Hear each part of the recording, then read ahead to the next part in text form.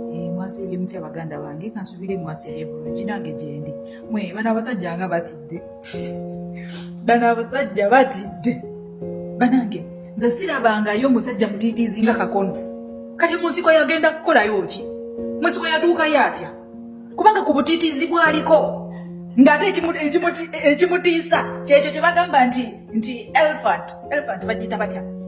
elephant the bigger the elephant a small insect can kill it. Akawuka katono kasobola okuyingira elephant nefa kyekiri ku Kakono mwe abasajja bano batidde mwe naye ndi wano okujjukiza Kakono nti tugenda kuwalula paka mu kalulu tugenda kukuwalula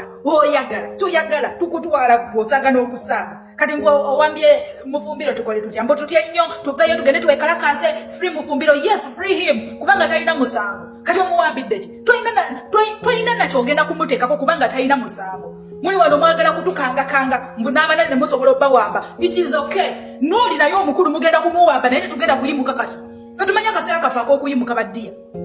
tukamanyi nti ka 12 January awo wennyini we tutandikira esawa zino tetusobola kuyimuka kubanga tukimanyi nti muli mu mateeka naye akaseera kali temugenda kubeera mu mateeka ate temulina kye mugenda tukola okitegedde tewali kye mugenda temusobola nakusobola tewali wadde n'akadakiika n'akatikitikiti aka bonna mugenda kubawamba naffe bennyini mugenda kutuwamba mututte naye ndi wano okutegeeza abagenda okusigalawo n'abaana baffe we tutandikidde we tukomye we bagenda okutandikira Kakono. Take it from me wadde n'eddakiika n'emu generation egenda okuddako okukuleka tolowooza nti nno bino byokola bigenda tukangakanga amwatiisatiisa bali bajjajjaffe naye kati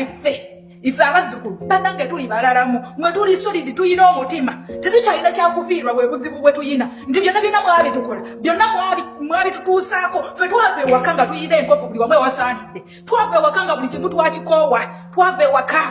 nga tetukyalina kye tuyina si kugamba nti kutunda kino oba kutunda kiri tujjemu ssente n'akasente akabeera katambuza omwana asobola okugamba nti yakeewoze alina kye yasinzeeyo ekiri pasoni okulaba ng'atambula ave mu ggwanga lyattu Uganda. Basajja mu ate mutidde naye ate mutwongera maanyi kubanga ne Mufumbiro yayimirira mu kamera n'agamba nti bajja kumpamba bajja kunkuba bajja kunkola buli kimu naye mbalayirira nti abo abantu bennyini bemukozeeko ebikyamu ebyo tebagenda kuzikira tebagenda era wagenda kubeerayo bamufumbire abalala era nga yeffe wagenda kubeerayo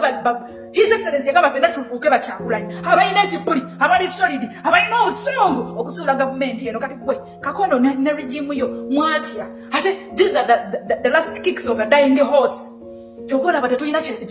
kye bakutyako mmwe tetugenda kubatya tubatyeko ki luli twabatyanga nga bajjajjaffe batunyumiza era Kakono afuuka kapa era Kakono afuuka kakalabanda nga tonnabafuuka kakalabanda nga tonnabafuuka kapa tugambe mboki byonna bye mukola mwagala kugazaawo kitebe kyaffe nga tetunnaba kugenda mu nominations byonna bye mukola mwagala kulaba nga His Excellency tatuukayo kalulu naye ndi wano okugamba ffe twategeera ekigambo amateeka twakutegeera bwe wookoma okutegeera ate ffe we tutandikira otuwulidde Kakono ffe we tutandikira kubanga tukimanyi nti essaawa zino si kwali kuyimuka era tetugenda kuyimuka naye His Excellency n'owoona amuwamba ffe Bakyagulanyi abaddako oyagala toyagala gwe tugenda kuwalula oyagala toyagala tugenda kukozesa wansi vidiyo bigimu nalabye kano kapiiki pule kavuddeyo kawoza mbusimenyanga Bobi Giant twamukudde lwakuba mbu baali mu assembly kale naye ku masomero mugende mubajjeyo kubanga nabo bakola assemblies mwe temutusiruwalirako tubalidde tumanye abo abasajja abakuba emmundu balinamu amagezi naye ndowooza gy'okuma okuba emmundu oba nga gye kukoma okusiimuuka n'okatunuulira akabuto akamulinga nga pipa ya gundi gasiya temulina kye mutugamba bintu mmwe muli biwukabuuka tugenda kubanyiga mmwe tubafotole we muti mulaba nti mutufotodde twabasembeza bajjajjaffe babasembeza ne bababambaza ne babaliisa ne mubaddako ne mubatta ne mubasanjagga naye naffe ke kaseera tubasanjagge ke kaseera tubawalule ke kaseera tubagobe mu nsi yaffe muddeyo gye mwava mu bintu mmwe temulina kye mutugamba omanyi akanatta enswa olugero luli awo naye sirumanyi bulungi naye kakutandika mpola byonna mugenda bitukola you're trying to trigger our anger naye nakugambye olunaku lwejjo nti tetugenda kuyimuka kati ffe tumanyi akaseera kaffe era tumanyi n'abagenda okuyimuka gwe tolowooza nze yetunozaamu kamera nti nze agenda okuyimuka nze newonzitira essaawa zino ndabayo abantiisatiisa mbusimanyanga oli mwana mulungi lwaki obeera mu kamera lwaki oyagala okwessa gundi n'ababi baafa kyogamba n'abalungi abafudde oba bemusse basooka kwogera ku byabufuzi abali amulago basooka kwogera ku byabufuzi abafiiridde kabenje basooka kwogera ku byabufuzi mwe temundenkuula Temundi kula temumanyi era sibamanyi. Sagala na kumanya. Obulamu nina butono nkimanyi naye ate nina okukozesa. Let me value the small life that I have to fight for my baby's life, to fight for my kids, to fight for my grandchildren. Mwina kye muŋŋamba bw'obanga bamama baffe baagana bakitaffe baagana nze ng'omwana sigenda kugaana. Tewali agenda kunemesa kwogera ebyo byonna bye intimidate nga simanya nga va ku byobufuzi lwaki oyogera bino nga tebannaba kukwata gundi. Bwe najjira eno tomanyi kyantuukako mu kalulu ka 2021 saagala onjasamire.